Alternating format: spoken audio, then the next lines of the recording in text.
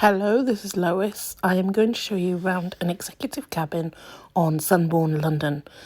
Bear with me, this is my first proper cabin tour, so be kind.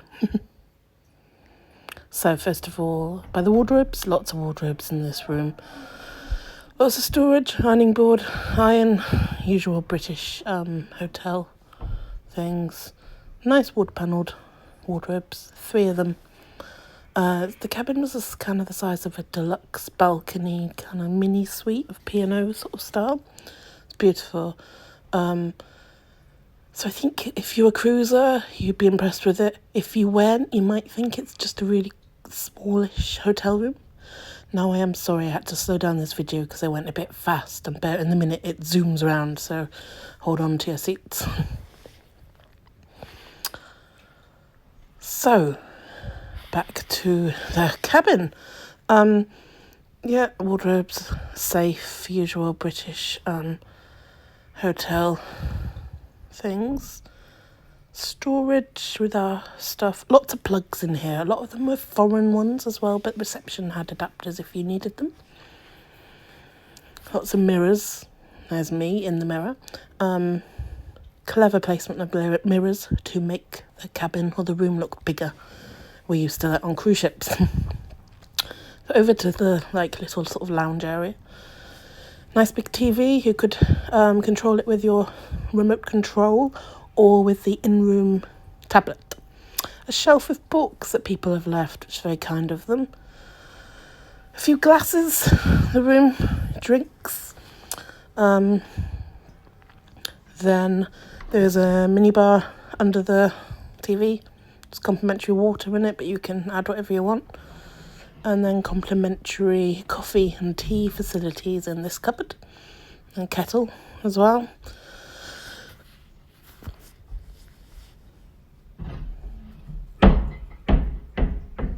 Coffee machine.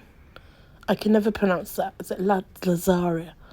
There are Lanzaza.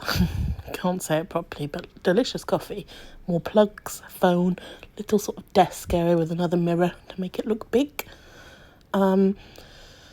So we looked out over Excel, which isn't very interesting. The other side looks over the docks at the end of London City Airport runway. But being Londoners, well, lived in London for a long time, as my husband, we went there for the views. We were there to experience a cabin on a luxury yacht. That's Excel.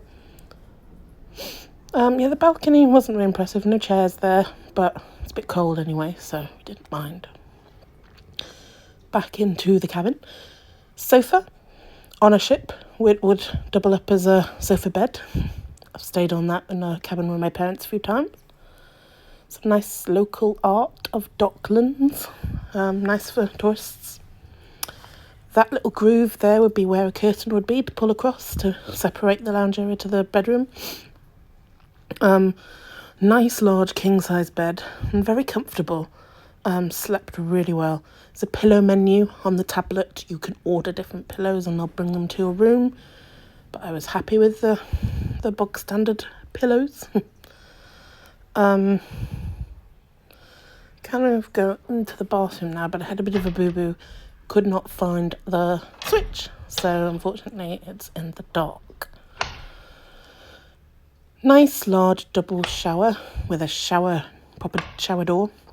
Powerful shower as well, attached up to the mains because the yacht never moves. I closed the door now. I'm trying to look for the lights, but I'm unsuccessful. I did eventually find them. Usual kind of cruisy ship bathroom. Nice, quite large. Had underfloor heating, which I've not really experienced that much before. It's a bit weird, but very nice.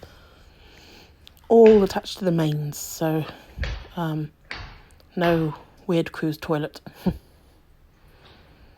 Nice toiletries as well, free included. Given up on the light. Little did I know that was where I was supposed to put a card to put the light on. Muster station plans.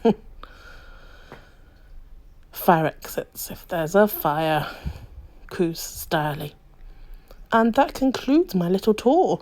I will be doing another little tour about the in-room tablet, which